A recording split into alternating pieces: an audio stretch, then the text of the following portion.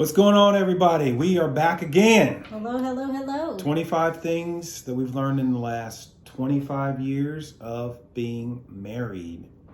Today, we wanted to talk to you all about not making a big deal out of little things. Yeah, not making a big deal out of little things. When Trent and I first got married, and he got the apartment first. And so I remember moving in later, of course, but he was all settled in. And I remember placing my curling iron on the counter in the bathroom. And I do recall, though, when I returned, it was not in that spot. I moved it to the right place. Okay. He says he moved it to the right place. And I was just wondering why he was moving my stuff. Why was he moving my stuff? And so I don't remember this like totally, but I hope that I waited for a while and then I had a conversation with him about let me have it. Moving my stuff. I'm like, okay, I realized that you moved in first, but like, can you like not move my stuff? I don't remember it like that. It was a little more.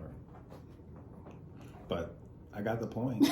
I'm sure I said it sweetly. I'm sure you did.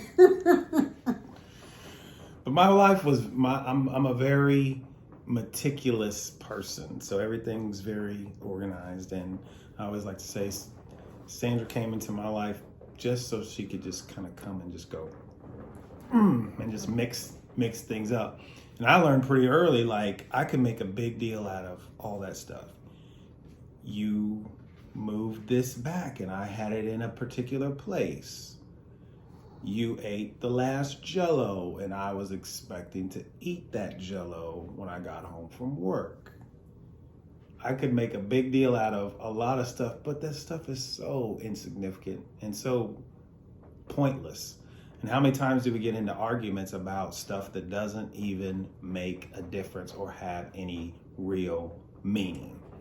Now, I will say this, since I do know that Trent likes to have that last Jell-O, I make sure, once I learned him, to make sure that that last Jell-O is available for him, because I do know that's just who he is. And so you buy X number of packs, you have enough time the weekends, you will not run out, plenty of Jell-O as long as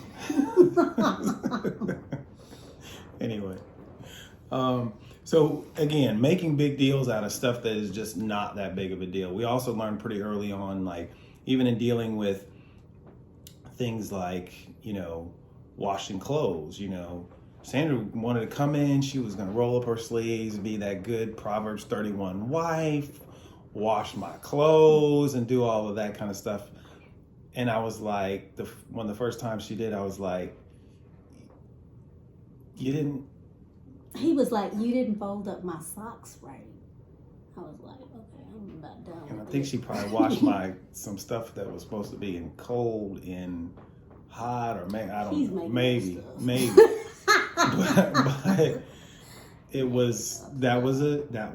could have been a big deal. But it wasn't, because from that point on, Trent has washed his own clothes, and I know to stay away from his clothes. So I wash my clothes and wash the children's clothes, but Trent washes his own clothes because he's so particular about that. So I just let Trent be Trent. Get it done. Just get it done. And again, I could have been like, no, woman, I insist that you wash my clothes because that's what the woman's supposed to do. Okay, all right, okay. But why? Why am I?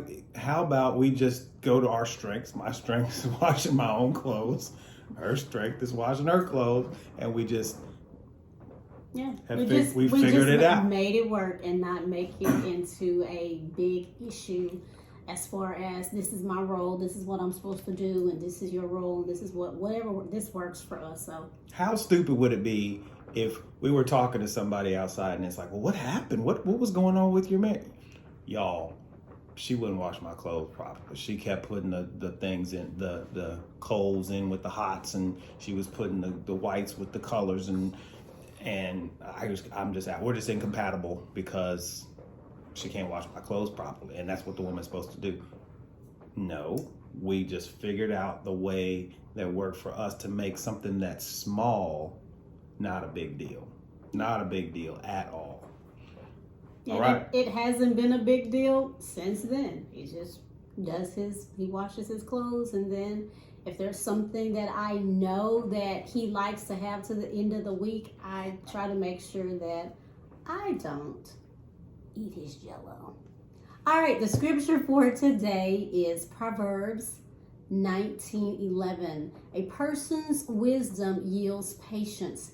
It is to one's glory to overlook an offense. So we're not going to get caught up into getting upset over petty things. It's just not that big of a deal. And so we just learned that very early on, not to make a big deal out of little bitty things. People end up having big problems because they make a big deal out of little bitty things, and then it just creates this big situation which you could have resolved very early on. So what's the lesson today? Let stuff go. And wash your own clothes, fellas. Don't make a big deal out of something that's not big. Buy enough Jell-O and let stuff go. And let him wash his clothes. Let stuff go. Yes. All right.